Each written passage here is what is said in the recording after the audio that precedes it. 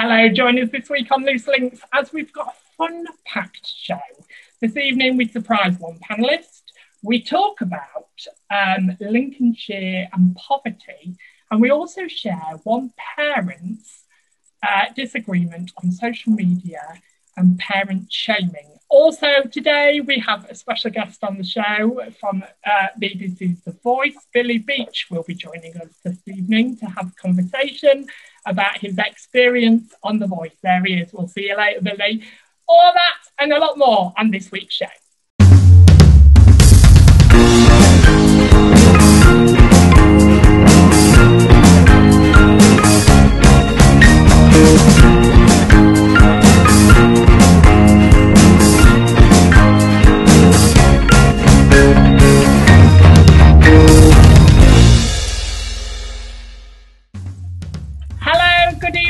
Welcome to the show. Joining me on this cold Tuesday evening, but linking Lincolnshire together is the only show that is loosely. Joining me on the panel this evening is Claire Browning-May, Chris Clark. Hey there, Chris. I'm here. Hello. And Sue Humphrey. Good evening, panel. Hello. Good evening. Hello, everybody. Good evening. As our first topic is all about Lincolnshire and poverty rising, with stats saying that in 6 months poverty will be rising 71%. So we've got a lot to say. Also, we talk about a woman that shares her social media story about homeschooling, parenting, and also parent shaming. So I will be asking the panel, have they ever had an experience where they feel parent shame? Also, we finished the show with Billy Beach this evening, from the UK's BBC Voice, sharing his experience on The Voice. All that and a lot more on this week's Loose Links. Good evening. I hate the introduction. I hate it. My brain's going at 10 miles an hour thinking I don't know what to say. First of all, Claire Browning-May, thank you for joining us this evening. Claire was supposed to be Jo. Jo's not very well, so we send our condolences out to Jo and hope that she feels better very soon. But Claire has stepped up and come to join us as our panellist this evening. Right, so we're going to start on last week's polls. So last week's polls was, let me just get them out here and I'll read some of them out. We're also going to read out some of the comments as well. So the first poll was, do you think the UK are rubbish when it comes to bad weather and dealing with it? 92% said yes, 8% said no. Thank you for voting out there. Remember, it's your show as well as ours. Also, our second poll, do you agree? Do you think teachers and people that work in education should be priority for the COVID vaccine? Very heated debate last week. 87% said yes, 13% said no. I'll quickly go on to our Facebook page because we did have some comments this week on that as well. So on the, do you think we're good at dealing with bad weather? Vicky Pearson has said, having lived in America for 4 years and dealing with the living with what they deal with, the amount of moaning we do here, including me, about some of the most passive weather on the planet is hilarious. Thanks for sharing that, Vicky. That was really kind of you. Also on the poll for vaccination, Stephen Middleton said yes, and retail staff. Abby Victoria stated, I also feel those who are vulnerable but are at working age should have it too. Max Carter, the vaccine will help teachers, but it won't stop kids spreading it between them and taking them home to their families. So even if we have vaccine, then the schools will still be off. And Carol Sylvester has stated, I think everyone working should be priority. Try to save the economy a bit. Thank you for all your all your comments and all your, it's really, really important that you get in touch with us and let us know how you're doing. This evening we've got a bit of a surprise, so you're basically going to watch us prepare the surprise. Kerry Gillespie is coming on this evening, thinking that every panel member is coming on to as a bit of a welcome back, hello and welcome back. That's not happening. Kerry Gillespie had celebrated her birthday on Friday, so we're going to embarrass her and bring her on and wish her a very happy birthday from Loose Links. So Sue, I just want you to, I gave out the questions, Anna. Can I just say that? I gave out the questions so everybody knows what they're about to ask. Okay, so I'm going to invite Kerry on now. So this is all recording live, so we'll see how we're going. And while she comes on, we'll have a bit of a chat. So, how's everybody been over the last couple of weeks? All right, up and down, just like everybody else, I think. Some days I'm fine, some days I'm not. Yeah. What about you, Chris? How have you been dealing with it the last couple of weeks with this next lockdown, really, that we've had? It's been a funny old couple of weeks. What with having so many kids, the whole homeschooling thing has hit us pretty hard. Yeah, definitely. We have our first panellist here this evening, just a bit of a welcome back. Hi, Kerry. Welcome to Loose Links. Even though you're not on the panel this evening, you are our first person as our welcome back and hello. The panel are going to ask you questions. Hello. So I'm going to let them take it away. Hello, Kerry. This wasn't arranged with me. Hi. Hi, Kerry. What have you been up to over Christmas and New Year then? Nothing really. Just spent it at home like most people. I was a bit disappointed that I couldn't go out for a meal over the Christmas period or a drink or anything. So it was really just at home doing that instead and having to cook. I wouldn't say boring, but I kind of miss not being able to celebrate a bit differently. Go on, Claire. Are you pleased to be back? To be back. Kerry, can I just stop you for 1 second? Because actually, this is the first time ever that I've done it, but I've lied to you this week. Yeah, the panellists are not coming on at all this evening to say hello and welcome back.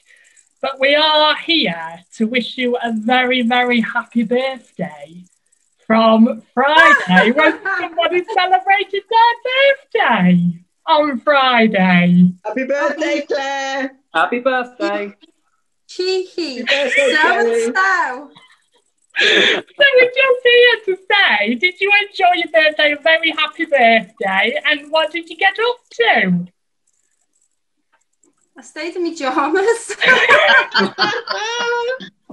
What else could I do? I stayed in my pyjamas and opened a bottle of wine. I can't believe you didn't even fall for it. And do you know, Kerry said to me only a day ago, she said, I was on the phone to her and she went, do you do like birthday shout-outs on Loose Links and stuff like that? Yeah, not mine. I meant not mine. I meant viewers or panel members, not mine. I always like, no, Kerry, we haven't got time to do that. We haven't got time to wish people happy birthday. I'm really sorry. It's shared in the group, la-di-da-di-da. There's one more surprise before you have to go. There's something turning up to your house from all of the Loose Links team tomorrow to wish you a very happy birthday from all of Loose Links. So it will be arriving at some point tomorrow just to wish you a very happy birthday because we can't go by without celebrating Cilla Black's birthday. So it was really important. Listen, I'm going to do a Sandra. It better be a millionaire with a yacht. That's all I'm going to say. Turning up on my door tomorrow. Sorry, very happy birthday, we could manage the yacht. Sorry to lie to you, but very, very happy birthday, and we'll see you very, very soon. Thank you very much. Have a good show. Bye. And see you later. Bye. Bye. You do realise she's never going to talk to me again. Let's get on to the first topic. So the first topic of this evening is Lincolnshire in the news this week has announced that poverty is getting higher in the highest category, with more children up to the age of 18 are still living in poverty, even within Lincolnshire as well as the rest of the UK. So, panel, are you shocked that we still hear about this in the year of 2021, with stats showing 1 in 5 children up to the age of 18 in the UK and in Lincolnshire are still living in poverty? I don't think I'm surprised, sadly, or shocked, unfortunately. I mean, it is shocking, but I think we live in a very, very unfair society. You know, when you see what the people have got at the top as opposed to what the people have got at the bottom, I think there has to be a better way. Yeah, definitely. Are you shocked by it, Claire? Was the stat of 1 in 5 children really surprising? When you actually look at it like that, I actually work in a school, so you do know the vulnerable ones, but just from where I live and looking around, you would not think that like 1 in 5 would be in poverty. And like you say, a rise of 71%. I mean, okay, in this surreal times that we're in, that with people being out of work and things like that, but still that is a very high percentage, personally, I think, for the times that we live in. Do you feel like that we, because I do, when I was writing this topic down, do you feel like we live, the bubble is a big word at the moment, isn't it? It really is. But do you feel like that we live in our own bubbles and we are almost blinded by maybe somebody that lives next door to us or down the road, because we're trying so hard to survive ourselves and to cope ourselves, that to open. But I can't, to be honest, I can't blame COVID on that. I can't say, well, ever since COVID, we've all been blinded, because I think it's always been the same. And class is a big thing in today's society. I don't care what class I'm in. I don't care that I've got a roof over my head and I've got enough money to support the way I want to live. But that's not the case for everybody. Do you think we're just a bit blinded by it all? I think, I think we are. I think you have to have been touched by somebody to actually, a family or a neighbour or someone in school, Claire, someone you come into contact in your work. Where I used to work at Abbey Access Centre, hello Abbey Access Centre, all you lovely people. We knew that the people we were trying to reach, we knew that particular area of Lincoln was in the top 5% in terms of deprivation index, in every sort of index, education, employment, economic, everything. They were in the top 5%. And it's not until you actually come into touch with that and it's in front of you that you start to look. Does that make sense? Yeah. I think you have to have a personal experience of it. Before I went to Abbey, I would never have had a clue about how many people are living a deprived life, really, because I had a very comfortable middle class, had a reasonable education, always had a job life. But do you think we make excuses? Because there is opportunities to be. I'm completely in this category. I'm not saying at all that look at me, I do it, because I don't and I need to.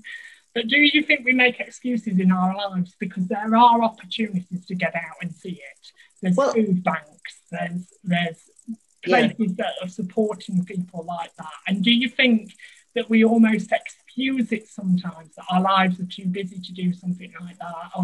Or do you think we're slightly afraid of seeing people that are struggling? I think a bit of all of that's true, really. Certainly the fact that our lives are so busy and I think lockdown, actually, the first one particularly, really highlighted how busy our usual lives had been up until that point, particularly. And actually, yeah, I wouldn't say necessarily an excuse, but it does get in the way of sometimes seeing the world as it is as a whole. Definitely.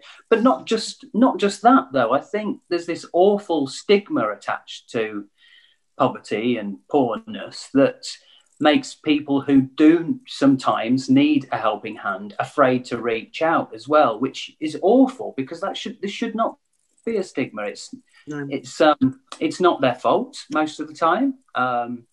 Although I think our society is very much, it's very much drummed into us that everyone can get a job if they just try, or everyone can just do this if they try. And that's not always the case, which I think we need to do a lot more to sort of dissolve that stigma that's attached to it. Definitely.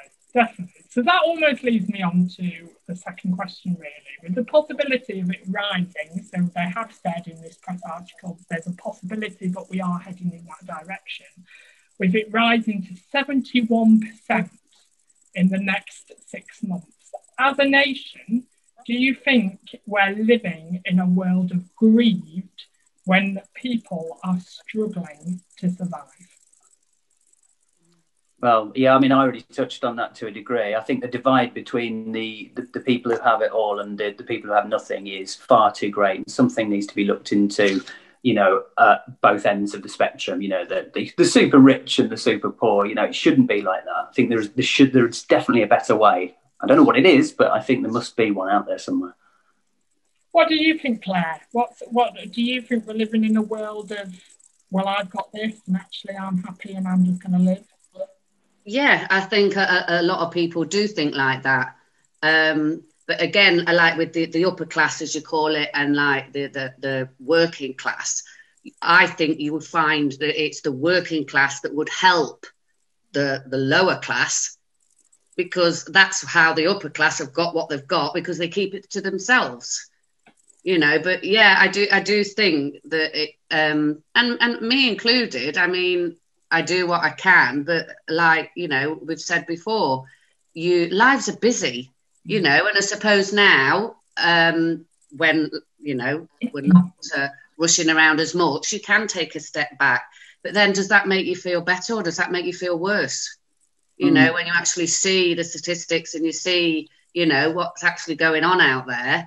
I mean, a lot of people do want to help, but it's like, where do you start? Or, And I find myself very lucky and privileged in the fact that I went over to Africa with Sue, actually. Sue went over to Africa with me, and we lived how they lived. And my word, it was a massive, massive culture shock for me. Massive culture shock on how I live every day and take everything for granted.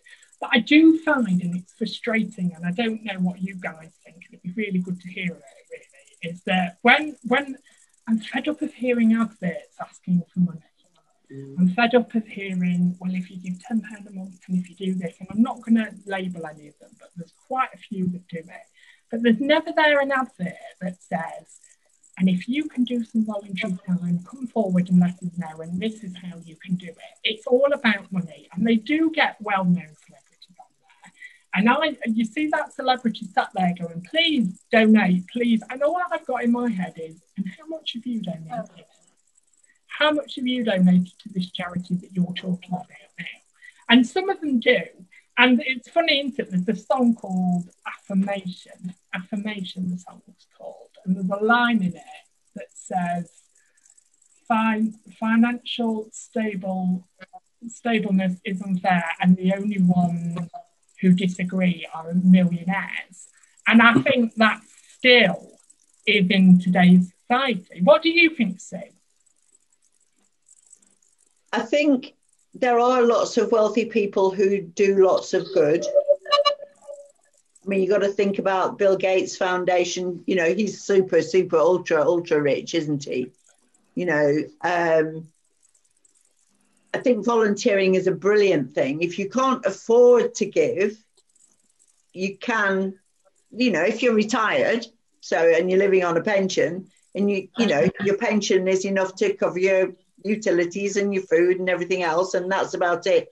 But you've got time, then you can give your time and volunteer to help with something. I just think that actually one of the things that has come out of the lockdown is that there is a greater awareness. The footballer, Marcus Rashford. Get you two down with the kids. But it's been a massive campaign. Abbey, for example, can't open their cafe. So what are they doing? They're cooking meals for school kids. Yeah. And they're giving them away. Yeah. And that's which is a fantastic thing to do. It's one of the beauty things that's come out. But there's been a lot of publicity about it, and I think perhaps that's uncomfortable. Yeah, it makes us uncomfortable to be Isn't made it, well, aware. even now talking about it, it's not a comfortable topic to talk about. It's not a comfortable topic at all. My final question. And I'm going down personal road, so it's completely up to you how much you share and how much you want to share. But has there ever been a time in your life where you've struggled to survive or cope, and what and who reached out to you? I tell you if I had an experience, but I don't really. I have. I was married. In 2012, I've often talked about it. It was not a very nice relationship at all. And the marriage suddenly ended with him. I'm sure you'll all be surprised out there that it's a him. But with him basically claiming everything. So I came back to my hometown, which was Lincoln, with bags to my name. And I sofa surfed, and I was in the local council. I was talking about getting a place and stuff like that. I ended up with a company that is called Framework. Big shout out to them that support young people. And I ended up living with them for a while. So they have different houses in different places, but they help people that are basically on the street. And it was then that built up my confidence again, and people around me. So at that time, my best friend was around me and other people, because me and my family have never been that close. So that was the time in my life where my eyes were opened to the thought of, this is what it's like to have nothing. This is, and trying to build that again. And sometimes it's not easy for people. Like, when I don't want to go down the road of it too much, but when we talk about addiction is an illness. And people annoy me when they say, well, he can stop drinking, he can stop taking drugs, it can turn his life around. Well, it's not as plain sailing as that. Does anybody disagree with me on the panel? No, and actually, one of my bugbears is I'll give money or whatever to a homeless person if I see a homeless person, and oftentimes if you're with someone, they'll say, "Oh, they'll only spend it on booze or drugs," and I kind of think, well, that's not really for me to judge. No. To be honest. Well, we've got great minds here, Chris. That's my saying as well. So you sort of did a big sigh there. Are you having a big think about something? I am, because I've never been in a position where I haven't had anything. I've had a very fortunate life, but I think that I've taken the opportunities that I've had. Okay, so going back to when I'm much older than all you guys. So, when I was in school, I took opportunity of the education that was provided. When I came to leave education, I took advantage of the employment opportunities that were provided. And they weren't necessarily high-flying jobs. Even when I was a student, you know, I worked in a laundry, I worked in a bakery factory. I did all sorts of jobs, but I took advantage of the opportunities that there were. And I think one of the difficulties today is there aren't those opportunities. No. There just aren't those opportunities. And we talk about the North-South divide. I've got family who live in London and, you know, live the high life. And I've also got family who live elsewhere in the country and don't. And they've both taken advantage of the opportunities. Both my kids took advantage of the opportunities they were given, but have chosen to lead very different lives, which is fine, because as long as they're happy, I don't care. You know, if they're happy doing what they're doing, then that's all I would ask for. But I just don't think the same opportunities are, one, I don't think the same opportunities are there. And two, I think we've got a bit of a, if I can't have it now, I'm not going to bother mentality.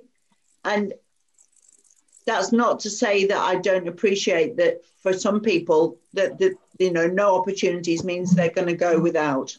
Yeah. And I think there's a difference. And I think what you're trying to say is that you're not categorising all those people into one boat and saying everyone. No, I'm not at all. But I personally know of somebody that has said to me, I really like this job, but I'm not going for it. And I've gone, why? And this person has said to me, because benefits pay me more. And I'm going to lose out if I take that job. Yeah. So I think that's where the system's failing a little bit. But that's a whole new topic. So join in with our conversation. No, I totally get that, Nick. Harry, my oldest, 16, he's got cerebral palsy and can't walk unaided. So therefore, I never worked for 14 years. And I wanted to, and then my daughter, who's 13, she went up to secondary school. Luckily, this job as a TA came about in the school that she was just leaving. I had no confidence whatsoever because I hadn't worked for 14 years. I've been on my own, been on my own now for 12 years. And because they always came first. But this job was for me. Now, because, of course, I get the benefits with having my son, I was having a drop in pay when you added it up, but I wasn't bothered about that because I'd lost me, you know, the children were growing up and now it was time to do something for me, you know, and, you know, okay. But even in that time I wasn't working, I would volunteer and help out. I got friends who needed help. Do you know what I mean? Yeah. And that just kept me going. But no, I'm really happy with, you know, like you say. And I don't, as a general taxpayer, I don't mind supporting people like you. You've got a general reason for being off work. It's not like you wake up in the morning and say, I can't be bothered today. But honestly, still, even with that, you know, when I used to go to school in the car, because we've got a disability car, and you could see the looks, you know, her driving up the driveway. And I'm thinking, well, wouldn't you think I'd prefer to be walking with my child with you? Rather, you know what I mean? There's lots of people, even though, like you say, you're okay with that, there's a lot of other people that just think, well, what's she doing? You know, but thank you for sharing that though, because that's really personal. So thank you for sharing that this evening, and I'm sure there's loads of people out there that can relate to your story and what you're saying. Remember, this is not just our show and we sit here and debate, chat, finish, done.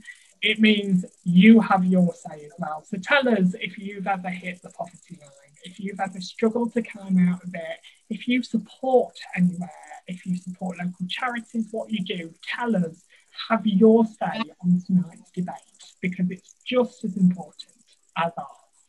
Moving moving forward onto a bit of a lighter topic, with a mum sharing a story on coping in lockdown on social media, not helping at all, it has made me ask the question. With looking at all social media, making people feel bad on social media, do you think this is a right way and a good tool for over lockdown? Oh, now it's one of those things, isn't it? Because social media is it's the Jekyll and Hyde of lockdown, I think. Because where would a lot of people be without it, for a start? You know, it is that connection to your friends and family who you can't see. There's a lot of entertainment via social media. I think certainly during the first lockdown, there were musicians and actors and creatives of all types putting things out there for free on social media to keep people from going, you know, crazy during the lockdown. At the same time, I would say that because of the current climate, you know, not just the lockdown, but the whole sort of Brexit thing and all the other things that are going on at the moment, there's a lot building up on top of people's shoulders. There's a lot of mental anxiety. Facebook and Twitter and those kind of places are not always the best place to be if you're in a sensitive state, for instance. People who are hiding behind their keyboards are a lot quicker to judge without all the facts, I think. It's easy to write down a mean comment, much easier than if you were there face to face with somebody. I don't think you'd dream of saying half the things you say face to face with somebody that people put on the internet, and that can be quite wearing at times. What do you think, Claire? No, just exactly what Chris has said. You know, you go like the snow, for instance. You know, you look at all the people's pictures, you know, and it's like, oh, you know, you can do that. You know, I can't do that with my son. You know, people put on what they want you to see, you know, and we've got this great life. Look at me and my children, and we're doing this and we're doing that. But are they? They're only showing us what they want us to see, you know. And it's like you know what we say. Just be kind. You know, if you've got nothing to say, then say nothing at all. You know, so people who do write these nasty comments, you know, it's not nice, but why are they saying it? Are they covering up something about them, or they just want to be nasty? You know, but personally, I just think, you know, I like it. I like having a good nose and a good flip through, see what's doing, what juicy bits are happening. But if I've got nothing nice to say, then I won't say it. Well, I'm going to ask the person that's always on social media and is absolutely bragging about it all the time and just absolutely loves it up and just loves it. So tell us your personal opinion on social media platforms. Well, you know my opinion on social media, Nick, and I'm with both the other panellists tonight, both with Chris and Claire. It's exactly right. You know, what did I post on social media today? This afternoon, because I fixed my bird table today. So I'm quite proud when I do anything of the DIY nature. So what did I post on? So today I have been mostly fixing my bird table, you know, a little photograph. How daft is that? But, you know, however, having said that, I've also been quite moved by some of the posts that I've seen from people I know when they have said, I'm feeling absolutely rubbish today. Wow. Don't get that a lot. You don't. Or I'm really struggling today. Now, it might just be in a small group rather than public, Facebook. But people have still done things like that. Mm-hmm. You know, my little choir Wednesday group, very often, because we're friends, we're personal friends, not just Facebook friends, people will post, I've had a rubbish day today. Mm. Or, you know, I'm really missing quiet, which we all are. And I've been quite touched by that, because that's the good side of it. That's when you can't give somebody a hug, but you can at least send them a little note and say, thinking about you. You know, some really close friends, both, you know, Nick had COVID. And one of them was in hospital. And it was only because someone posted that he was in hospital that I knew about it, you know, and I was able to send some messages and actually send up a few prayers and, you know, so there is a good side to it. So I've been quite touched by that in the last week or so. I do think, though, our DIY representatives are very different. So your DIY is do it yourself. My DIY is don't.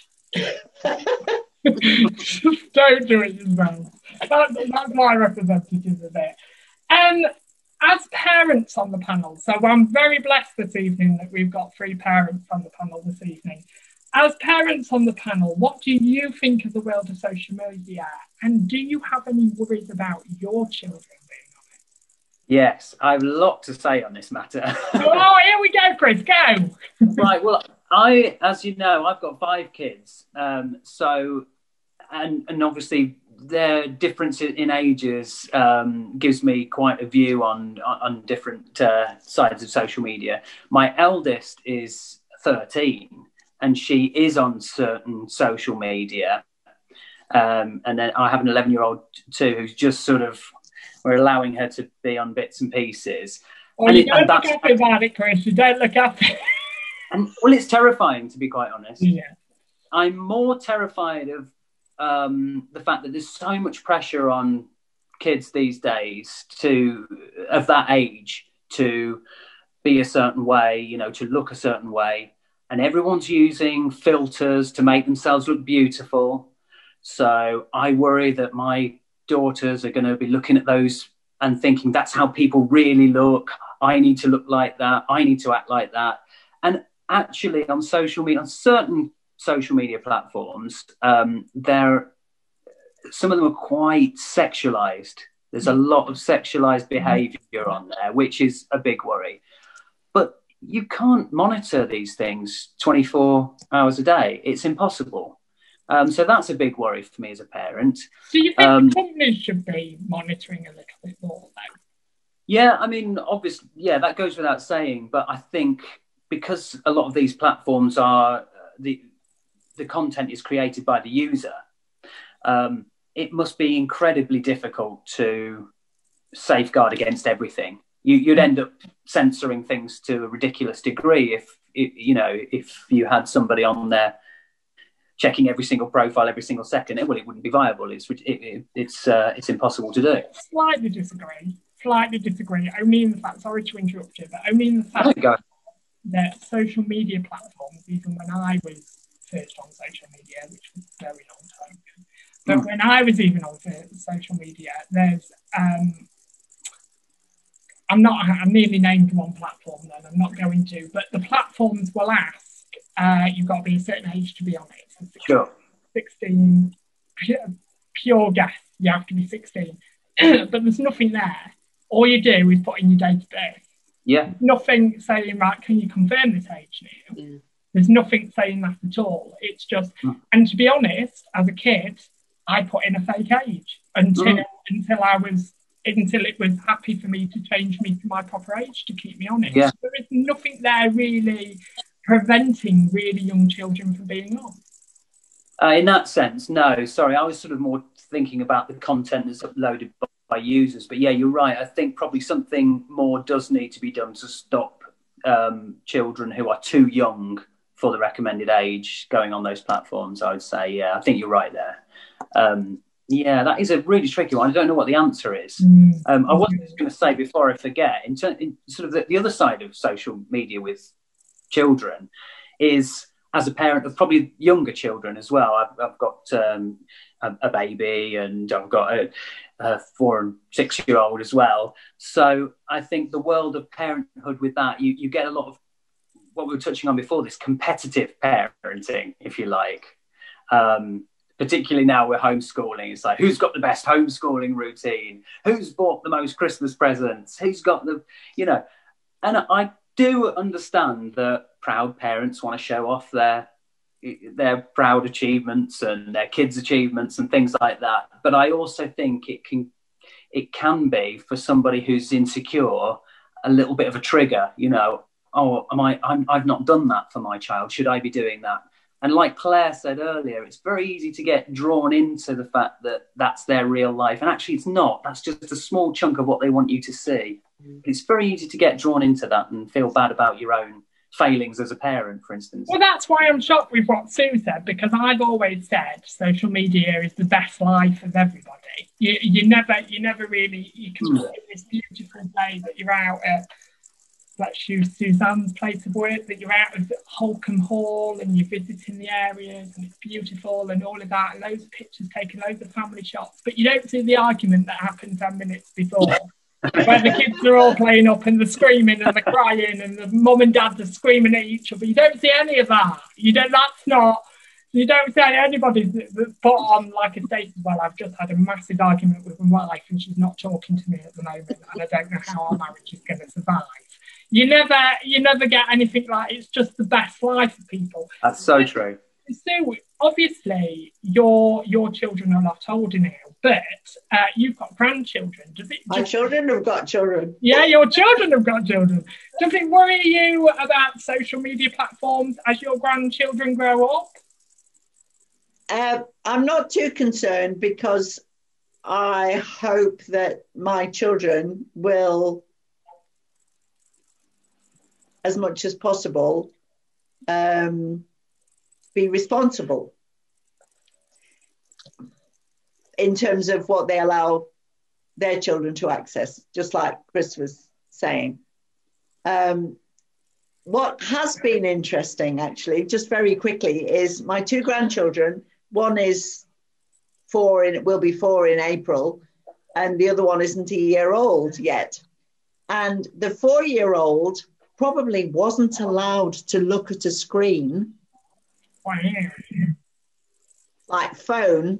You know, there was no, when she was little, till she was probably a year and a half. You know, if they were on their phones, it would be when she wasn't around. You know, and it wasn't, oh, look at this and look at this on the phone. But that's the frightening thing for me. I mean, like I say, mine are 13 and 16, but it scares me that when they're older and they probably have their children, what is technology going to be like then?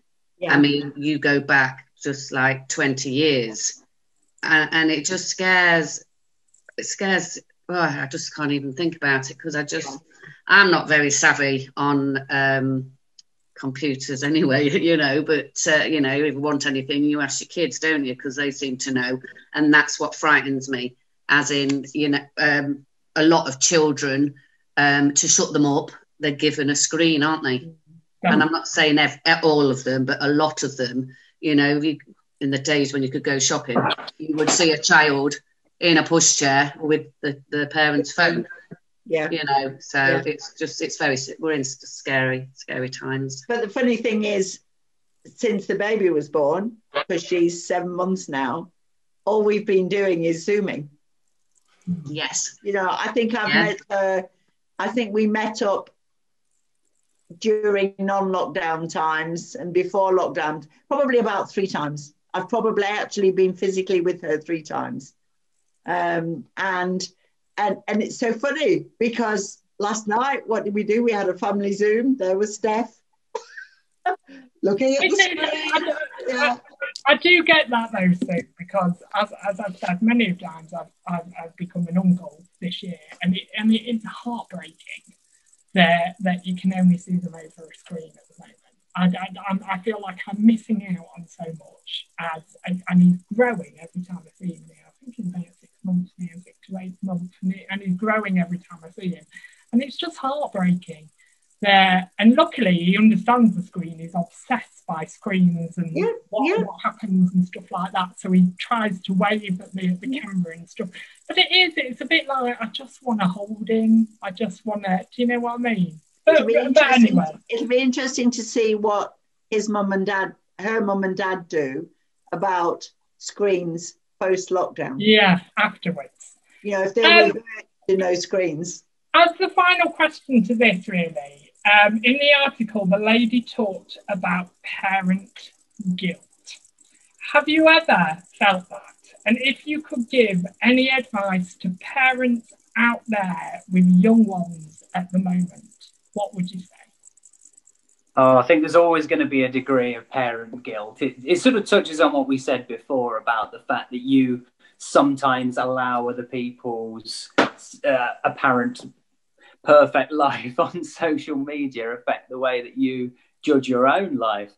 And, you know, parenthood is always a blend of mistakes and learning and, you know, getting the odd thing right. So you've just got to remember that every parent is in the same boat there, and that, like you said earlier, social media is just a tiny snippet of that life rather than, you know, what you're led to believe that's the whole thing. And I think every parent has sort of different ways of doing things, don't they? Whereas, you know, you might not be, we might not be as on it with all the healthy meals every day that thingy down the road is posted on Facebook, but then we might spend more time reading our kids a bedtime story. So, you know, it all weighs up in the end, usually, I think. You must see that within the school building a lot, Claire, with social media breakdown arguments. You must see it all the time. Oh, totally. Yes. I mean, even now, social media, because, of course, everybody's homeschooling. And there was a photo tonight of a little one's child of about 5, just like because she didn't want to do it. But that's the thing. The children will do it if they're in school because they're teachers. But this is mum, this is dad. You know what I mean? Why have I got to sit here and do that? They want, when they're in school, they will do it. I mean, my daughter's the same. She's 13. And I feel awful because, you know, I'm out at work at school, and then I'll say, have you done your... No. And I know she has or she hasn't because it comes up on my phone. But, you know, I feel awful, but, you know, she's now 13, so she's got to take some responsibility, you know. And then I will say to her, come on, we need to do some of that. But, yeah, so I see it all the time with the children. But we just have a few of them in at the moment, and they love it. I think we can roll it out by saying that no parent is perfect. Oh no! We all have our qualms, and if you are out there struggling, you are not the only one out there struggling, and all you can do is your best. And I think, Claire, you can tell me I'm wrong, but I think schools are very understanding at the moment about how much your child is doing. Oh, totally. Don't take the mick out of it. Don't never do No. it. But there's a certain limit. And as you said, Claire, it's about that parenting with mum and dad. I'm not sure I would have survived that at all. And I would have gone, bugger off, I'm staying in bed till 10 o'clock. But just remember, you're not alone out there. Tell us about your homeschooling. Let us know how you've been with homeschooling and what it's been like. Also, if you've ever felt parent guilt, share your stories with us. Let us know how you got through it and how much support is really out there. So we're going to finish this evening on a very exciting topic. We have a contestant from The Voice, Billy Beach, who was on a couple of weeks ago. And he's going to come online and talk to us about his experience on The Voice. I do apologise to the panel. I was supposed to give you all a question and I haven't. So if you want to join in at any point, just join in. Please welcome Billy Beach. Hi, Billy. Hi, everyone. Thank you for joining us. How are you? I'm great, thank you. I'm really good, thank you. Good. Thank you for having me on. Well, it's just me bombarding you with questions because I forgot to give the panel questions, so it's just me interviewing you. But that's no worries. You think of something, panel, jump in and say it. So, Billy, our first question to you is, have you always been a singer all your life? Definitely. It's always been something that I've always wanted to do. There's never been anything else where I've thought, well, maybe I want to go into that path. It's always been like the singing route. I don't think there was ever a time I remember that I wasn't singing. I think I've always just been singing, even when I was little, just as a toddler, singing like daft songs, and then actually realising that maybe this was something I could actually go into at a bit of an older age, and obviously doing a few gigs here and then and improving my voice and seeing what kind of skills I can improve and what I can do with my voice. It's always, I just find it really exciting, and also hearing other people's music as well. I just think music and singing all together it's like the best way of communication. Well, I've got to say, I watched the episode, and we will be seeing the clip right at the end. And I take my hat off to you. There's two singers on the panel tonight. Are you a singer, Chris? Me? Oh, yes. Oh, yeah, there's three singers on the panel tonight. Are you a singer, Claire? We're all singers. 4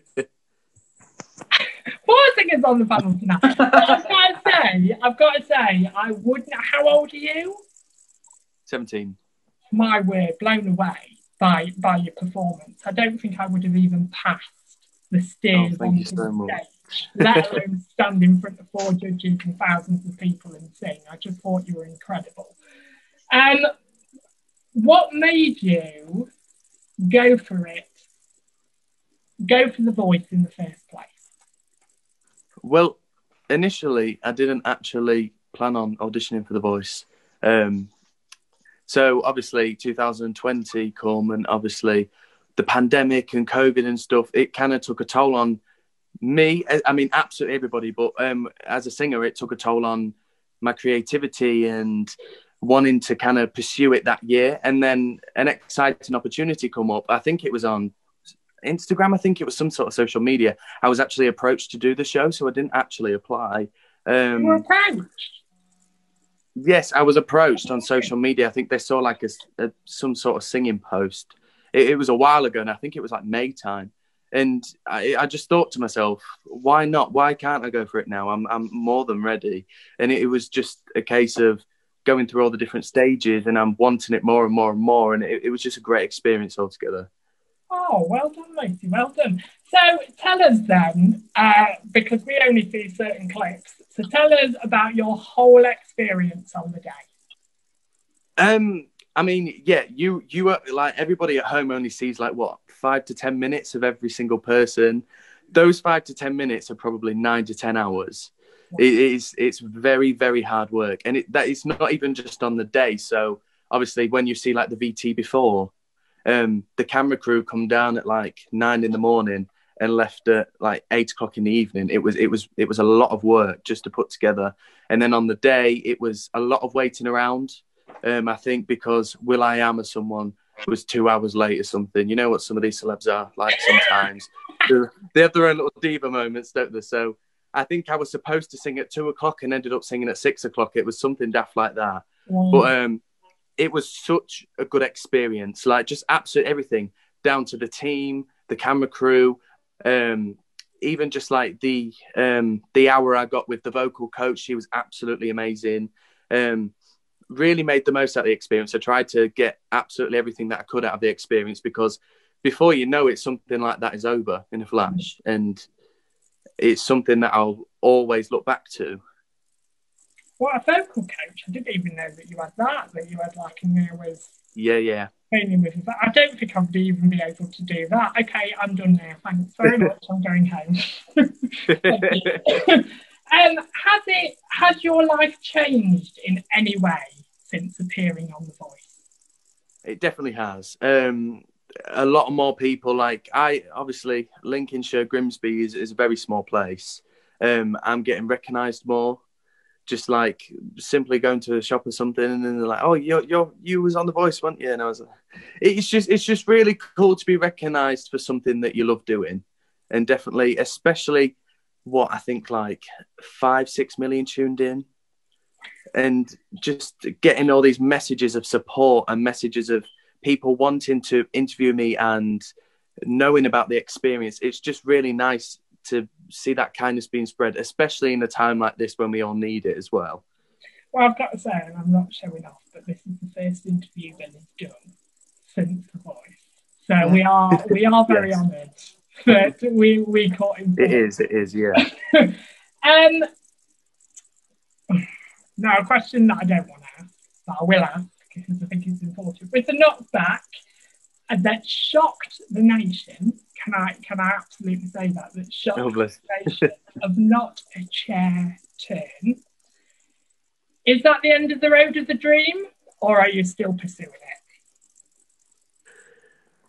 That is like the easiest question to answer. So when I was singing my song and I realised I think I'd hit the last note of the song, and I just thought to myself, nobody's turned. The only thought that was in my head from that moment to going all the way home was, there's always next year. Right. That's just one time. That's one time that people maybe weren't into the song that was chosen for me, or maybe, I don't know, maybe it was the nerves.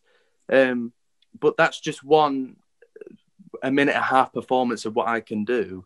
Like, I'm definitely going to try next year. It's definitely not the end of the road. There's people wanting to help me in any way possible, whether that be like showing some music on a radio or helping me write songs or things. A lot of opportunities have come from this, and I'm so grateful for it all. And I think it would be such a waste for it to be the end of my road if I was to give it all up now. Because watching the clip as well, I do really believe this. I think Ollie Murs absolutely regretted not pressing his button. You could see how close he was to it and how he was really thinking about it. And I think he really kicked himself when you left the stage because he thought that. But putting you on the spot a bit here, Billy. So we go a year down the line, we go 12 months, and you're there all over again. And obviously, every chair turns this time because you've arrived a second time and you've done it all over again. Wouldn't that be a dream? 4 judges in front of you. Which one would you go for? I always say Tom. He's just a legend, isn't he? Just the amount of years he's been doing it, and he still never gets old. Nobody sounds like Tom, and I just think it would be an absolute dream to work with him. But watching the show as well, like obviously, I've met a lot of people who do the show as well. We've become great friends, so I'm supporting everybody on the show as the weeks go by. Anne-Marie has come off so great on the show as well. I think she's such a great musician and such a great artist. Really new and upcoming as well, and I think she's got a lot more to bring. If she would turn for me and she gave a winning pitch, I would choose her as well. Oh, but that's really sweet. I just think it would be such an honour for anybody to turn, really. It's one of those things that you can't really imagine until it's happened. Hopefully it'll happen next year. We'll see. But yeah. Oh, it will. It will, Billy. We've all decided that. Our final question to you is, well, there's one more question actually before the final. How did you overcome your nerves?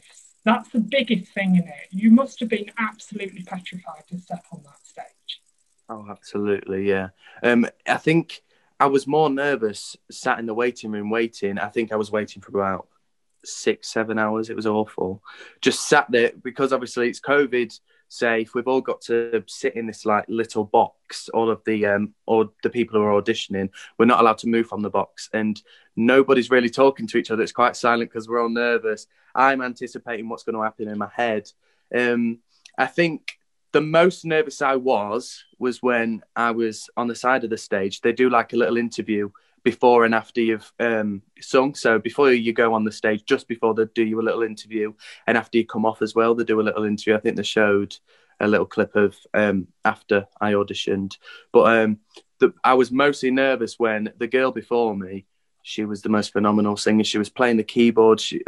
I would have turned for her absolutely, and she didn't get a turn. And you could see how upset she was on her face. And she'd come off the stage, and I'm thinking, oh my God, she's not got a turn. What's going to happen? What's going to happen? And I think once I walked on the stage, really, you're back. Don't worry, it said 20% battery, the little notification. I think my nerves kind of mostly went as I started singing the song. I think you've got to get used to the atmosphere around you before you start to lose the nerves. Definitely. And our final question, if you could give any advice to anyone out there maybe wanting to do exactly what you have done, what would you say? I think anybody that's in my position would just say to anybody, go for it. Like, you do not know what could happen. I've met so many people that are like, oh, I'd love to do what you've done, but I'm just not good enough, or I just don't think I'd be able to do it. And that's exactly what I thought. Like, when I first got the message on social media, do you want to audition for The Voice? Do you want to go for this? This is a serious opportunity.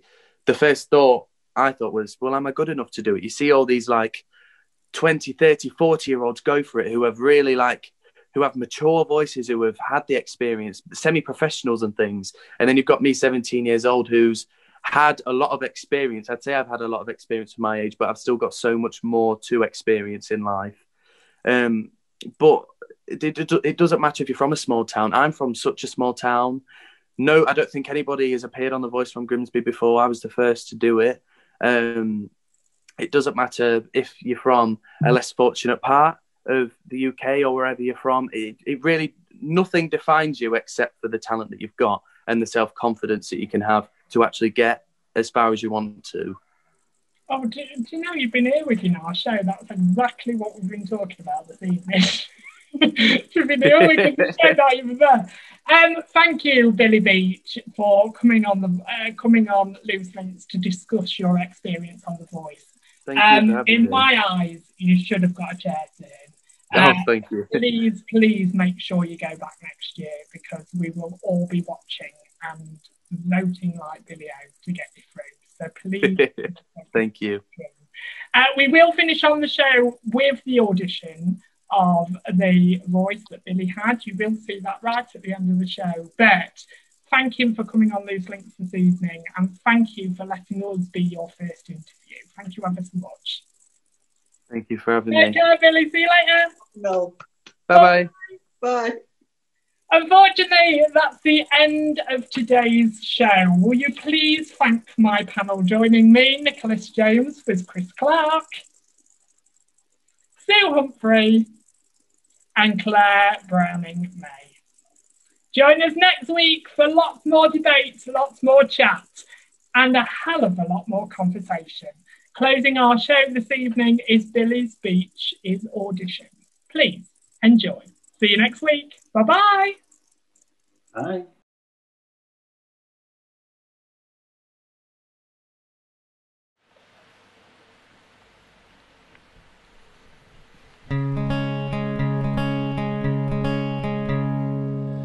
I swear to God, when I come home, I'm gonna hold you so close. Swear to God, when I come home, I'll never let go. Come on, Bill. And I need you to know that we're falling so fast. We're falling like the stars and falling in love. Swear to God, every day He won't take you away, 'cause without you, babe, I lose my way. Oh, and I need you to know that we're falling so fast. We're falling like the stars and falling in love. Oh, I'm not scared to say those words. With you, I'm sing. We're falling like the stars and falling in love.